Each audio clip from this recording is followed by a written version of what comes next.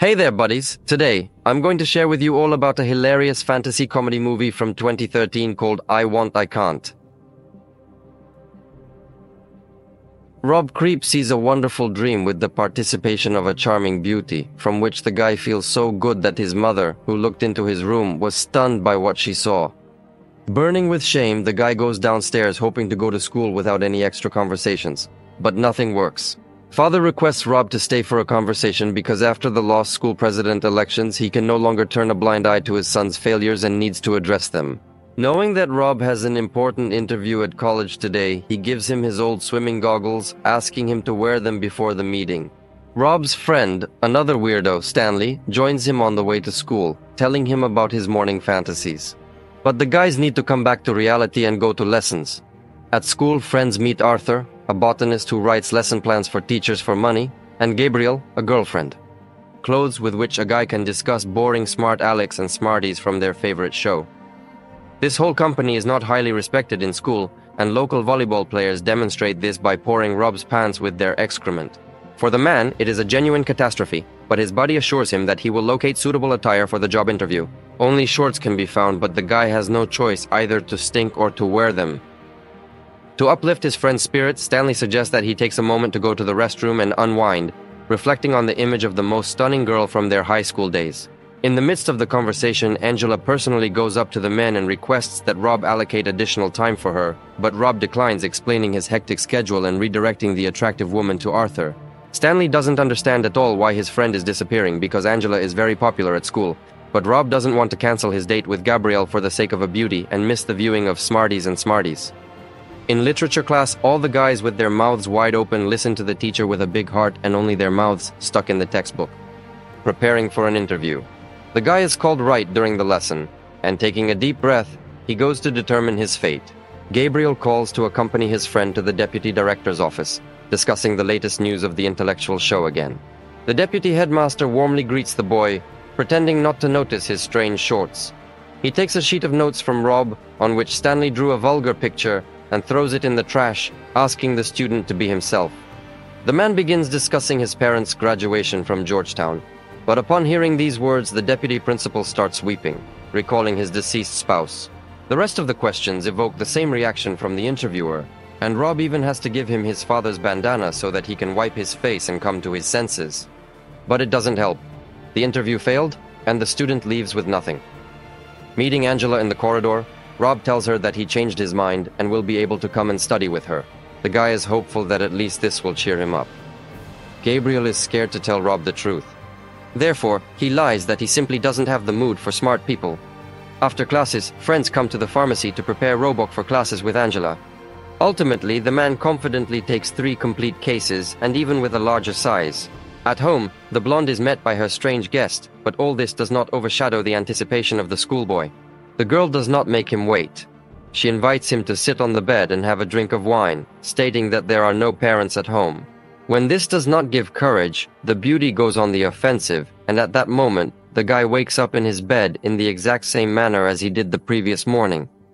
Everything is repeated down to the smallest detail, an awkward conversation with my father, his old bandana, and my mother's outrage over the stained sheet. The road to school also turns out to be very familiar, even Stanley repeats his stupid story. When both Arthur and Gabriel utter familiar phrases, Rob finally convinces himself that it is not an illusion, and he is reliving the past day. Dirty pants, shorts, and Angela's request. The guy decides that it was all just a dream to him, and therefore he experiences déjà vu, but he fails to use it to his advantage, and the interview fails again because of the tears of the deputy principal.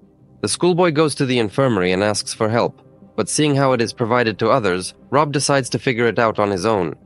He goes to the pharmacy for the second time, but this time he forgets to give Gabriel a warning that the scheduled meeting is cancelled. Angela's classes send Rob back to his bed once again, where his mom catches him, and this happens day after day. Tired of these repetitions, Rob sneaks into Lisa's senior class bedroom, where he spends time with Stanley. When he tells his friend about his problem, the friend assumes that it's all because of hormones due to delayed innocence, and suggests that Rob quickly solve this issue together. This time the morning begins from this moment, but it is not different from the ones that came before. Realizing that it's all about the bright endings that throw him into this moment, Rob checks his theory using an adult website, and it's confirmed. they start to lose their nerves, and once again, when the athletes spray him with a water gun, he smashes it against the wall and has to run away from the high school students. Trapped, Rob has to lower his pants in front of the guys in order to maneuver himself into the bedroom. This time the guy cancels the conversation with his father, and he tries to change the course of the conversation with his friends in order to bring variety to his Groundhog Day. He also rides a mini vehicle to school, and instead of attending classes and interviews, Rob goes with Gabriel to the school bus to smoke cigarettes. Dividing a cigarette in half, friends remember the day they met in the 3rd grade, and looking at his girlfriend, Rob feels very awkward that he has chosen to go on a date with Angela several times instead of watching Smarties with Gabriel. Deciding to take full advantage of the situation, Rob decides to fulfill his long-standing dream, to relieve himself in the teacher's restroom. After that, he rolls his girlfriend around the school, eating donuts and not worrying about the interview he failed again. Passing by an open office, Rob notices that the literature class is ongoing, and it reminds him of one more important point. He enters the classroom and checks to see if the teacher's immense soul is real, surprising both her and his classmates with his unexpected presence. The man is falling apart, and in a sweatshirt he decides to retaliate against Sale for the insults from 4th grade. But it appears that this time he has gone too far. The athlete stands up and presses the guy against the wall, employing a strike to a prohibited area. The clothes go to the director, as he managed to surprise everyone in a day. In the office, the guy learns that serious discussions await him. Cops and his parents, who are convinced that their son is fixated on everything, are going to school. The student asks to be allowed to go to the toilet, but the principal doesn't take the risk and asks him to stay in his seat until the police arrive. Then Rob resolves the issue promptly and returns to the bedroom once more. He inserts his hand into his pants and initiates the procedure, utilizing mayonnaise as a means to accomplish this task. The director notices what is happening behind his back, and a scandal begins. Rob runs out of the office into the women's dressing room, where he tries to continue moving. Kenny, but after hitting Sally, it seems that not everything is working properly for him. Stanley, as best he can, tries to help, but it only makes things worse, so he intends to give up. Fortunately, Sally's next blow settles the matter. Everything starts anew, but the weakened Rob no longer wants to have fun. He walks apathetically around the school, and Stanley tries to talk to him, but nothing comes out. When it comes to interviews, Rob no longer pleases the deputy head teacher because he understands that it is not his own desire, but the desire of other people. He doesn't want to go to university or visit Angela, and that's why he's not happy about anything. Instead of visiting the blonde, Rob goes to Gabrielle and tells her everything, hoping that his friend will believe him. The girl is doubtful about the story, but she attempts to assist her friend and guides him to Arthur. But the botanist's house is unwelcoming to guests, and the scuffle sends Rob back to the bedroom again.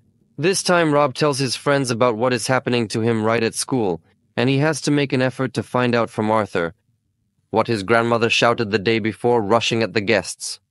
It turns out that the strange word meant curse, and Rob has no idea how to remove it. The guy finds words that convince his friends that he is not lying. Thinking, Stanley believes that somewhere in this day Rob makes a mistake and everything will repeat until he corrects it.